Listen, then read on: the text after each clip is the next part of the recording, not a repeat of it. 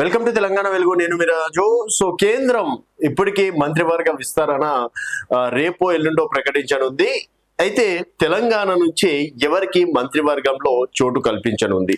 So మనం recent గా Bharatiya Janata party Delhi team చూసుకున్నట్టయితే తెలంగాణ నుంచి ఒక్కరికి కూడా అవకాశం రాలేదు. సో గతంలో అయినా సరే డికే అరుణ గారు కావచ్చు, బండి సంజయ్ గారు కావచ్చు, అలాగే డాక్టర్ కె లక్ష్మణ్ గారు కావచ్చు, వీళ్ళ ముగ్గురికి కీలక పదవులు ఉండే. లక్ష్మణ్ గారు ఏకంగా ఓబీసీ మోర్చా అధ్యక్షులుగా ఉండే, తర్వాత బండి సంజయ్ గారు ప్రధాన కార్యదర్శిగా, డికే అరుణ గారు జాతీయ ఉపాధ్యక్షురాలుగా బాధ్యతలు ఉండే. సో ఈసారి మాత్రం ఎవరికి రాలేదు. మరి కొత్తగా ప్రకటించేటువంటి మంత్రివర్గంలో ఈసారి తెలంగాణ వారికి అవకాశం ఉంటుందా? సో ఆల్రెడీ ఇప్పుడు కిషన్ రెడ్డి గారు రెండవసారి కేంద్ర మంత్రిగా కొనసాగుతున్నారు.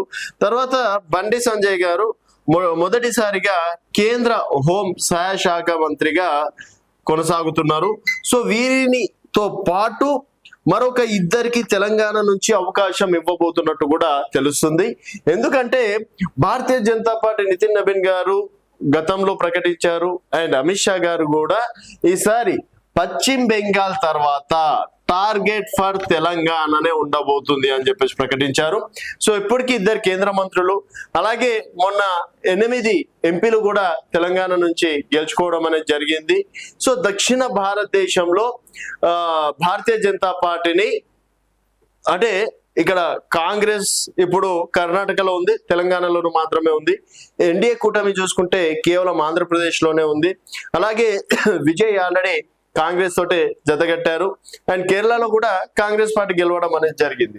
సో ఇక్కడ దక్షిణ రాష్ట్రాలలో భారతీయ జనతా పార్టీ అంటే మళ్ళీ హైక్ రావాలన్నా, స్థానాలు పెంచుకోవాలన్నా కూడా సో పదవులు అనేది కూడా చాలా కీలకం. కాబట్టి మొన్న ఆంధ్రప్రదేశ్ నుంచి కూడా దాదాపుగా 3 నుంచి 4 కీలక పదవులు జాతీయ స్థాయిలో రావడం అనేది జరిగింది. సో 3 నుంచి 4 జాతీయ స్థాయిలో రావడం అనేది జరిగింది.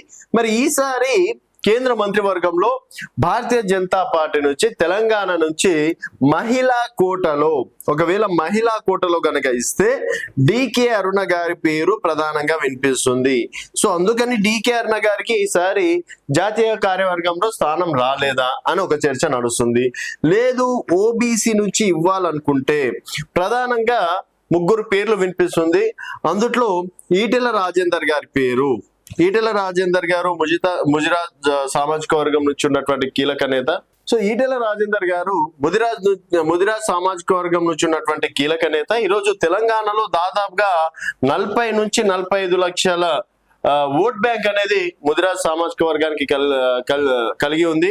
అలాగే తెలంగాణలో కూడా ఇక్కడ ముదిరాజ్ సామాజిక వర్గం నుంచి వాకిటి శ్రీహరి గారు మంత్రిగా కొనసాగుతున్నారు.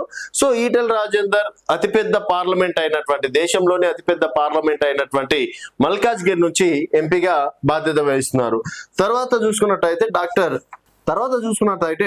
కె లక్ష్మణ్ పేరు కూడా ప్రధానంగా వినిపిస్తుంది. డాక్టర్ లక్ష్మణ్ గారికి ఆల్రెడీ రాజ్యసభ ఇవ్వడం అనేది జరిగింది కాబట్టి సో రాజ్యసభ కోటలో ఒక ఓబీసీ నాయకుడికి మేము మంత్రివర్గంలో చోటు కల్పించామని చెప్పేసి కూడా చెప్పుకోవడానికి ఉంటుంది.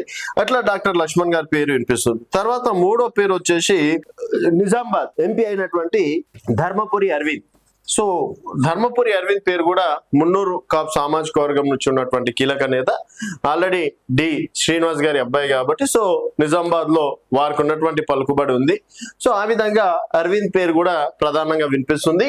ఒకవేళ మహిళా కోటలో తెలంగాణకి ఇవ్వాలనుకుంటే డికే అరుణ గారికి, అలాగే ఓబీసీ కోటలో కావచ్చు, బీసీ కోటలో ఇక్కడ ఎవరికైనా అవకాశం ఇవ్వాలనుకుంటే ఈటెల రాజేందర్ గారికి, అలాగే ధర్మపురి అరవింద్ గారికి, అలాగే డాక్టర్ లక్ష్మణ్ గారి పేర్లు మాత్రం ప్రధానంగా వినిపిస్తుంది.